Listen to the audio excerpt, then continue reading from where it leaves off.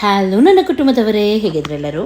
ಇವತ್ತು ನಾನು ನಿಮ್ಮ ಜೊತೆ ಶೇರ್ ಮಾಡ್ತಾ ಇದ್ದೀನಿ ಸೂಪರಾದ ಒಂದು ಚಿಕನ್ ಗ್ರೇವಿ ಹಾಗೂ ಅದರೊಂದಿಗೆ ಜೋಳದ ಮುದ್ದೆ. ತುಂಬ ಚೆನ್ನಾಗಾಗುತ್ತೆ.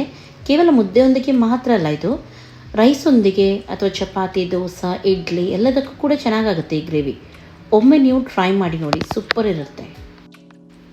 ಓಕೆ, ಇವಾಗ ಇದಕ್ಕೆ ಏನೆಲ್ಲ ಬೇಕು ಅದನ್ನು ನೋಡ್ಕೊಂಡು ಬರೋಣ. ಫಸ್ಟಿಗೆ ಮಸಾಲ ರೆಡಿ ಮಾಡೋಣ. ಸ್ವಲ್ಪ ಎಣ್ಣೆನೂ ಹಾಕಿದ್ದೀನಿ. ಇಲ್ಲಿ ನಾನು 2 kg ಚಿಕನ್ಗೆ ಮಸಾಲ ತೆಗಿತಾ ಇದ್ದೀನಿ. 1.5 ಟೇಬಲ್ ಸ್ಪೂನಷ್ಟು ಕೊತ್ತಂಬರಿ ಕಾಳು, ಅರ್ಧ ಟೇಬಲ್ ಸ್ಪೂನಷ್ಟು ಜೀರಿಗೆ, 1 ಟೇಬಲ್ ಸ್ಪೂನಷ್ಟು ಪೆಪ್ಪರ್ ಹಾಗೂ ಸ್ವಲ್ಪ ಗರಂ ಮಸಾಲ ಯೂಸ್ ಮಾಡಿದ್ದೀನಿ. ಇಡೀ ಗರಂ ಮಸಾಲವನ್ನು ಹಾಕಿದ್ದೀನಿ. ಇದರೊಂದಿಗೆ ಸಣ್ಣ ತುಂಡು ಶುಂಠಿ ಹಾಗೂ 4ರಿಂದ 5 ಬೆಳ್ಳುಳ್ಳಿ ಹೆಸಳು. ಇದನ್ನು ಕೂಡ ಚೆನ್ನಾಗಿ ಫ್ರೈ ಮಾಡೋಣ. ಉಳ್ಳಿ ರೀತಿ ಫ್ರೈ ಆದಮೇಲೆ ಇದಕ್ಕೆ ಒಂದು ನೀರುಳ್ಳಿ, ದೊಡ್ಡ ಸೈಜ್ 2 ನೀರುಳ್ಳಿಯನ್ನು ನಾನಿಲ್ಲಿ ಕಟ್ ಮಾಡಿ ಹಾಕಿದ್ದೀನಿ. ಸ್ವಲ್ಪ ಕೆಂಪಾಗುವವರೆಗೂ ಇದನ್ನು ಫ್ರೈ ಮಾಡೋಣ. ಇದರೊಂದಿಗೆ 4 ಟೊಮೆಟೊ, ಇವೆಲ್ಲವೂ ಚೆನ್ನಾಗಿ ಫ್ರೈ ಆಗಬೇಕು. ಟೊಮೆಟೊ ಇಲ್ಲಿ ಚೆನ್ನಾಗಿ ಸಾಫ್ಟ್ ಆಗೋವರೆಗೂ ಹಾಗೆಯೇ ಇಡೋಣ. ಇವಾಗ ಇದು ರೆಡಿಯಾಗಿದೆ, ಪಕ್ಕಕ್ಕೆ ಇಟ್ಕೊಳ್ಳೋಣ. ಸ್ವಲ್ಪ ತಣ್ಣಗಾದ ಮೇಲೆ ನೈಸಾಗಿ ಗ್ರೈಂಡ್ ಮಾಡಿ ಇಟ್ಕೊಂಡ್ರೆ ಆಯಿತು.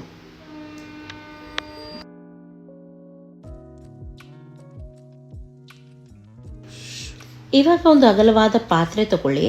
ಅದರಲ್ಲಿ ನಾನಿಲ್ಲಿ ತೆಂಗಿನೆಣ್ಣೆ ಯೂಸ್ ಮಾಡ್ತೀನಿ. ನೀವು ಅದರ ಬದಲು ಕುಕ್ಕಿಂಗ್ ಆಯಿಲ್ ಕೂಡ ಹಾಕ್ಬೋದು. 2 ನೀರುಳ್ಳಿಯನ್ನು ಸಣ್ಣದಾಗಿ ಹೆಚ್ಚಿ ಇದಕ್ಕೆ ಸೇರಿಸ್ತಾ ಇದ್ದೀನಿ. ನೀರುಳ್ಳಿ ಒಳ್ಳೆ ಕೆಂಪಾಗೋವರೆಗೂ ಫ್ರೈ ಮಾಡಬೇಕು. ಇವಾಗ ಇಲ್ಲಿ ನೋಡ್ಬೋದು ನೀವು, ಈರುಳ್ಳಿ ಚೆನ್ನಾಗಿ ಗೋಲ್ಡನ್ ಬ್ರೌನ್ ಆಗಿದೆ. ಸ್ವಲ್ಪ ಕಸೂರಿ ಮೇಥಿಯನ್ನು ಹಾಕಿ ಆಮೇಲೆ ಚಿಕನನ್ನು ಹಾಕೋಣ.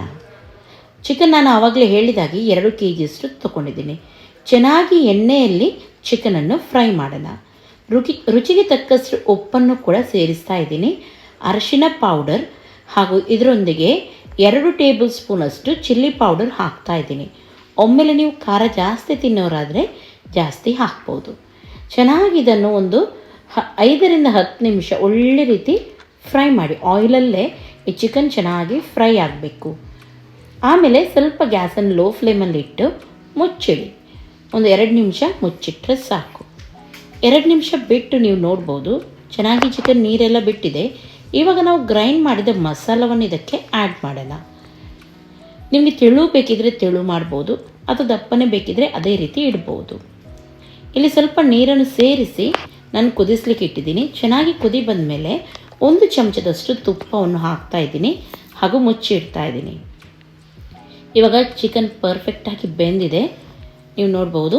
ಎಷ್ಟು ದಪ್ಪ ನಾನಿಲ್ಲಿ ಇಟ್ಟಿದ್ದೀನಿ. ನಿಮ್ಗೆ ಇದಕ್ಕಿಂತ ತೆಳು ಬೇಕಿದ್ರೂ ಇಡ್ಬೋದು, ಅಥವಾ ದಪ್ಪ ಬೇಕಂತಾದರೆ ಸ್ವಲ್ಪ ಗ್ಯಾಸನ್ನು ಐ ಫ್ಲೇಮಲ್ಲಿ ಇಟ್ಟು ಇನ್ನೂ ಸ್ವಲ್ಪ ಹೊತ್ತಿಟ್ಟರೆ ಆಯಿತು. ವಾವ್, ಘಮ ಪರಿಮಳ ಬರ್ತಾ ಉಂಟು, ತುಂಬ ಚೆನ್ನಾಗಾಗುತ್ತೆ. ಲಾಸ್ಟಿಗೆ ಕೆಳಗಿಳಿಸಿ ಕೊತ್ತಂಬರಿ ಸೊಪ್ಪು ಹಾಗೂ ಹಸಿಮೆಣಸಿನಕಾಯಿ ಇದಕ್ಕೆ ಹಾಕಿದರೆ ಆಯಿತು. ಓಕೆ, ಇವಾಗ ಗ್ರೇವಿ ರೆಡಿಯಾಗಿದೆ. ನೆಕ್ಸ್ಟ್ ಮುದ್ದೆ ಮಾಡೋದು ತುಂಬ ಸಿಂಪಲ್. ಇಲ್ಲಿ ನಾನು ಸ್ವಲ್ಪ ನೀರು ತಗೊಂಡು ಅದಕ್ಕೆ ಉಪ್ಪನ್ನು ಹಾಕಿದ್ದೀನಿ ಹಾಗೂ ಜೋಳದ ಹಿಟ್ಟನ್ನು ನಾನಿಲ್ಲಿ ಸೇರಿಸ್ತಾ ಇದ್ದೀನಿ. ರಾಗಿ ಹಿಟ್ಟಲ್ಲ, ಜೋಳದ ಮುದ್ದೆ ಮಾಡ್ತಾ ಇದ್ದೀನಿ. ತುಂಬ ಚೆನ್ನಾಗಾಗುತ್ತೆ. ಇವಾಗ ಚೆನ್ನಾಗಿ ಫಸ್ಟಿಗೆ ಕೈಯಿಂದ ಇದನ್ನು ಮಿಕ್ಸ್ ಮಾಡೋಣ. ನೋಡಿ, ಈ ರೀತಿ ನೀರು ರೀತಿ ಇದೆ. ಗ್ಯಾಸ್ ಮೇಲೆ ಇಟ್ಟು ಸ್ವಲ್ಪ ಹೊತ್ತು ಚೆನ್ನಾಗಿ ಇದನ್ನು ಬೇಯಿಸಿದರೆ ಆಯಿತು. ತಾನಾಗಿ ಅದು ತಿಕ್ಕಾಗ್ತಾ ಬರುತ್ತೆ ಮತ್ತು ಗಟ್ಟಿ ಆಗುತ್ತೆ. ಆಮೇಲೆ ನೀವು ಮುದ್ದೆಯನ್ನು ಕಟ್ಟಿದರೆ ಆಯಿತು.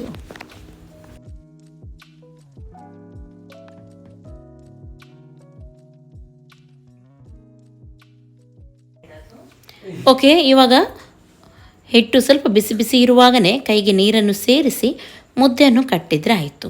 ತುಂಬ ಚೆನ್ನಾಗಾಗುತ್ತೆ. ರಾಗಿ ಮುದ್ದೆಕ್ಕಿಂತಲೂ ಜೋಳದ ಮುದ್ದೆ ಇನ್ನೂ ಕೂಡ ಟೇಸ್ಟಿಯಾಗಿರುತ್ತೆ. ಒಮ್ಮೆ ನೀವು ಟ್ರೈ ಮಾಡಿ. ಓಕೆ, ಇವಾಗ ಮುದ್ದೆ ರೆಡಿಯಾಗಿದೆ. ಚಿಕನ್ ಗ್ರೇವಿ ಕೂಡ ರೆಡಿಯಾಗಿದೆ. ನಾನಂತೂ ಎಂಜಾಯ್ ಮಾಡ್ತೀನಿ. ನೀವು ಕೂಡ ಟ್ರೈ ಮಾಡಿ ಇದನ್ನು, ಹಾಗೂ ಹೇಗಾಗಿತ್ತಂತ ಹೇಳಿ. ನನ್ನ ಚಾನಲ್ಗೆ ಇನ್ನೂ ಕೂಡ ನೀವು ಸಬ್ಸ್ಕ್ರೈಬ್ ಮಾಡಲಿಲ್ಲ ಅಂತಂದರೆ ಸಬ್ಸ್ಕ್ರೈಬ್ ಮಾಡಿ. ಇವತ್ತಿನ ಈ ರೆಸಿಪಿ ನಿಮಗೆ ಇಷ್ಟ ಆಯ್ತಂತೆ ಒಂದು ಲೈಕ್ ಮಾಡಿ, ನಿಮ್ಮ ಫ್ರೆಂಡ್ಸ್ ಜೊತೆ ಎಲ್ಲರ ಜೊತೆ ಶೇರ್ ಮಾಡಿ.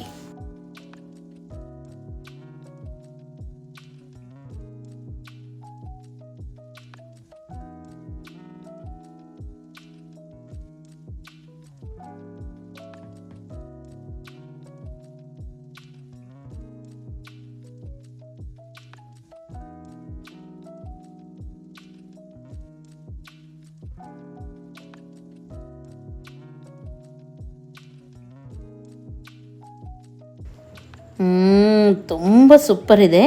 ನೀವು ಕೂಡ ಇದನ್ನು ಟ್ರೈ ಮಾಡಿ. ಇನ್ನು ನಾಳೆ ಸಿಗ್ತೀನಿ ಒಳ್ಳೆ ರೆಸಿಪಿಯೊಂದಿಗೆ.